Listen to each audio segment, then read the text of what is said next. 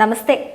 കഴിഞ്ഞ ഒരു പതിറ്റാണ്ട് വരെയും കേരള രാഷ്ട്രീയത്തിൽ ഒളിഞ്ഞും തെളിഞ്ഞും നിർണായക സ്വാധീനം ചെലുത്തിയ നിരാകരിക്കാൻ പറ്റാത്ത ശക്തിയായിരുന്നു ക്രിസ്തീയ സഭകളും അവരെ പ്രതിനിധീകരിക്കുന്ന നേതാക്കളും. കോൺഗ്രസിലും കമ്മ്യൂണിസ്റ്റിലും അവർ സ്വാധീന ശക്തിയായിരുന്നു. ഘടകകക്ഷികളായി കേരള കോൺഗ്രസ് എന്ന പേരുകളിലും അവർ നിറഞ്ഞു. അതിനു മുമ്പേ ഉണ്ടെങ്കിലും മാണിയും ആന്റണിയും ഉമ്മൻചാണ്ടിയും ജേക്കബും ജോസഫുമാരും കുര്യനും തോമസുമാരും ചാക്കോയും PC ജോർജുമൊക്കെ പിന്നെയും നൂറുകണക്കിന് രണ്ടാം നിര ക്രിസ്ത്യൻ നേതാക്കളും കളം നിറഞ്ഞാടിയ സുവർണ കാലഘട്ടത്തിൽ കേരള രാഷ്ട്രീയത്തിൽ സഭകളുടെ തിരുവായ്ക്ക് എതിർവായില്ലായിരുന്നു. ചതുർബാഹുവാണ് കോൺഗ്രസ് ഭരണമെന്ന് എപ്പോഴും പറയാറുണ്ട്.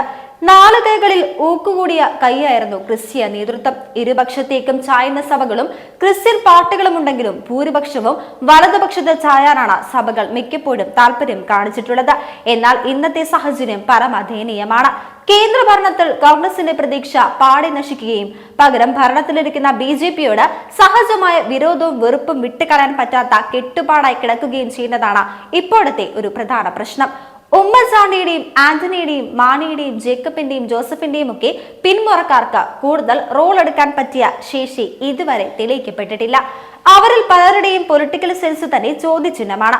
സഭയ്ക്ക് അവരിൽ പ്രതീക്ഷ വയ്ക്കാവുന്ന അവരിലൂടെ രാഷ്ട്രീയ അധികാര നിയന്ത്രണം എന്ന ലക്ഷ്യം നടക്കാത്ത കാര്യമാണെന്ന് ഇന്ന് ഏറെക്കുറെ ബോധ്യമായിട്ടുണ്ട്. ശേഷിക്കുന്ന PC ജോർജ് ആകട്ടെ തന്റെ രാഷ്ട്രീയ പ്രയാണത്തിനിടയിൽ നിരവധി രാഷ്ട്രീയ അബദ്ധങ്ങളിൽപ്പെട്ട് അധികാരത്തിൽ നിന്നും അകറ്റി നിർത്തപ്പെടുകയും മുന്നണികളിൽ അർഹിച്ചു പരിഗണന ലഭിക്കാതെ BJPയുടെ ഭാഗമാവുകയും ചെയ്തു. സഭകളുടെ ഓമനകളായിരുന്ന മറ്റ് ക്രിസ്ത്യൻ രാഷ്ട്രീയ നേതാക്കളുടെയും മക്കളിൽ നിന്നും വ്യത്യസ്തമായി PC-യുടെ മകനായ ഷോൺ ജോർജിനുള്ള ഗുണം എന്നത് അദ്ദേഹത്തിന് പൊളിറ്റിക്കൽ സെൻസ് ആവോളം ഉണ്ട് എന്നതാണ്. എന്നാൽ BJP ആയതുകൊണ്ടാണ് ക്രിസ്തീയ സഭകൾക്ക് ഷോൺ ജോർജിനോട് ഒരു തുറന്ന സമീപനം പുലർത്തി രാഷ്ട്രീയ അധികാരത്തിന്റെ ശക്തിയായി വീണ്ടും കടന്നു വരാൻ കഴിയുന്നുമില്ല. ഇത് സഭകളുടെ പരമ്പരാഗത രാഷ്ട്രീയ വിശ്വാസങ്ങളിലും BJP വിരോധത്തിലുമുള്ള പൊളിറ്റിക്കൽ ഇനേർഷ്യ കാരണമാണ്.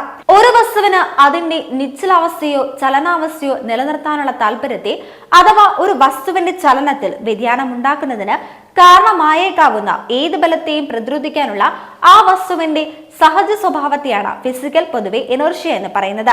നിർത്തിയിട്ടിരിക്കുന്ന ബസ് മുന്നോട്ടെടുക്കുമ്പോൾ ബസ്സിലിരിക്കുന്ന നമ്മൾ പിന്നോട്ട് ആയുന്നതും ഓടിക്കൊണ്ടിരിക്കുന്ന ബസ് പെട്ടെന്ന് നിർത്തുമ്പോൾ ബസ്സിലിരിക്കുന്ന നമ്മൾ മുന്നോട്ടായുന്നതും ഇനേർഷ്യ കാരണം തന്നെയാണെന്ന് ചെറിയ പ്രായത്തിൽ തന്നെ നാം പഠിച്ചിട്ടുണ്ട്. രാഷ്ട്രീയത്തിൽ കാണുന്ന സമാന പ്രവണതയാണ് ഞാൻ ഇവിടെ പൊളിറ്റിക്കൽ ഇനേർഷ്യ എന്ന് വിവരിച്ചത്. ക്രിസ്തീയ സഭകളുടെ ഈ ഇനേർഷ്യയെക്കുറിച്ചും രാഷ്ട്രീയ ദൗർബല്യത്തെക്കുറിച്ചും ബോധ്യമുള്ളത് കൊണ്ട് തന്നെ സഭകളുടെ ഒരു കാതലായ അഭിപ്രായവും കേരളത്തിലെ ഇരു മുന്നണികളും ചെവിക്കൊണ്ടില്ല എന്നതാണ് വാസ്തവം. പല്ലിന് ശൗര്യം പണ്ടേ പോലെ ഫലിക്കുന്നില്ല എന്നതാണ് അവസ്ഥ. സഭകൾക്ക് കേരള രാഷ്ട്രീയത്തിൽ വിലയിടുന്നതിന്റെ ഏറ്റവും ശ്രദ്ധേയമായ ചിത്രം ഇന്നേ ദിവസം മക്കപ്പ് വിഷയത്തിൽ നമ്മൾ കണ്ടതുമാണ്.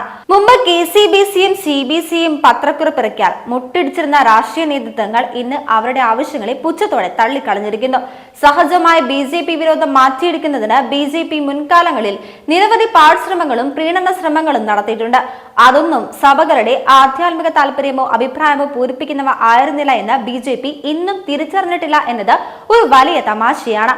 പൊളിറ്റിക്കൽ സെൻസസോ സഭകൾക്ക് വിശ്വാസമോ ആ സമൂഹത്തിൽ സ്വാധീനമോ ഇല്ലാത്ത ക്രിസ്തീയ നാമധാരകൾക്ക് മന്ത്രിസ്ഥാനങ്ങൾ തൊട്ട് പാർട്ടിയുടെ നിർണായക പദവികൾ വരെ നിർലോഭം നൽകിയത് BJPക്ക് അനുകൂലമായ സഭകളുടെ മനസ്സിലാക്കുന്നതിന് അല്പം പോലും പ്രയോജനപ്പെട്ടില്ല എന്നതാണ് വാസ്തവം. ശ്രീ അൽഫോൺസ് കണ്ണന്താനം പോലെയുള്ള നിരവധി പേരെ BJP ഇത്തരത്തിൽ പരീക്ഷിച്ചിട്ടുണ്ട്. ഈ സാഹചര്യത്തിൽ പൊളിറ്റിക്കൽ ഇനേർഷ്യയിൽ നിന്നും വിടുതൽ നേടുവാനുള്ള ആത്മാർത്ഥമായ ശ്രമം സഭയുടെ ഭാഗത്തു നിന്നും ഉണ്ടാകണം. പൊളിറ്റിക്കൽ സെൻസസ് ഉള്ളവരും സഭയുടെ വിശ്വാസം പരിഗണിക്കുന്നവരുമായ ക്രിസ്തീയ വിഭാഗത്തിൽ നിന്നുമുള്ളവരെ ഉചിതമായി ഉൾക്കൊള്ളുന്നതിന് BJP രാഷ്ട്രീയത്തിനും കഴിയേണ്ടതുണ്ട്. മുൻ കുറിപ്പിൽ സൂചിപ്പിച്ചതുപോലെ ഇതൊന്നും ഒരിക്കലും വൺ വേ ട്രാഫിക് അല്ല എന്ന് പ്രത്യേകം ഓർക്കേണ്ടതുണ്ട്. BJPക്ക് അധികാരത്തിലേക്ക് കടന്നു കയറാൻ ക്രിസ്തീയ സഭകളുടെ പിന്തുണ നല്ലതാണ് എന്നതുപോലെ തന്നെ ക്രിസ്തീയ സഭകൾക്ക് അധികാരപക്ഷത്ത് അഭിപ്രായങ്ങൾ പ്രകടിപ്പിക്കാനുള്ള ശേഷി ഇനി BJPയിലൂടെ മാത്രമാണ് എന്നതും പ്രസക്തമാണ്. ഇത് പഴയ ബ്ലൂ മീഡിയ സിൻഡിക്കേറ്റിന്റെ ഗൂഢാലോചനക്കാർക്ക് എപ്പോഴും ദഹിക്കാത്ത വസ്തുതയാണ്. എങ്കിലും കേരളത്തിലെ ചില ക്രിസ്ത്യൻ ഓൺലൈൻ മാധ്യമ പ്രവർത്തകർക്ക് ഇക്കാര്യങ്ങൾ മനസ്സിലായിട്ടുണ്ട്.